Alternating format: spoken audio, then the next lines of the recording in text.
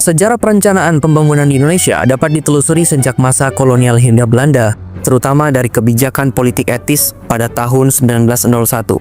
Kebijakan ini bertujuan untuk meningkatkan kesejahteraan pribumi melalui program pendidikan, irigasi, dan transmigrasi.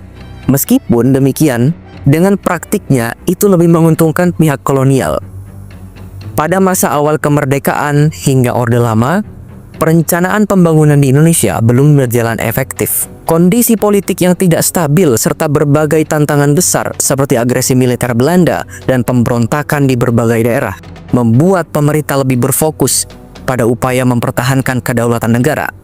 Selain itu, sistem pemerintahan Indonesia mengalami berbagai perubahan sebelum akhirnya menetapkan sistem presidensial yang seperti kita gunakan sekarang ini.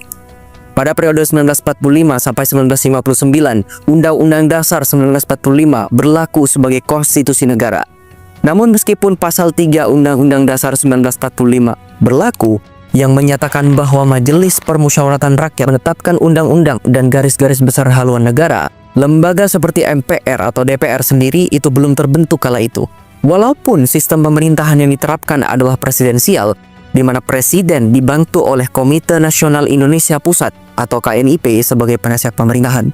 Namun melalui maklumat Wakil Presiden nomor 10 pada 16 Oktober 1945, KNIP diubah menjadi lembaga legislatif yang berperan dalam pengambilan kebijakan negara. Dan maklumat pemerintah pada 14 November 1945, sistem pemerintahan berubah menjadi parlementer. Dalam sistem ini, kekuasaan eksekutif dipegang oleh Perdana Menteri yang bertanggung jawab kepada parlemen, dengan Perdana Menteri pertama Indonesia, Sultan Syahrir, yang memimpin kabinet hingga kemudian digantikan oleh Amir Syarifuddin. Pada 19 Januari 1947, Badan Perancang Ekonomi atas inisiatif Menteri Kemakmuran Akagani itu terbentuk. Badan ini bertugas menyusun rencana pembangunan ekonomi jangka pendek hingga 10 tahun. Selanjutnya, Panitia Pemikir Siasat Ekonomi atau PPSE dibentuk di bawah kepemimpinan Muhammad Hatta. PPSE bertugas mengumpulkan data, memberikan saran kepada pemerintah, serta berperan dalam perundingan dengan Belanda terkait dengan kebijakan ekonomi.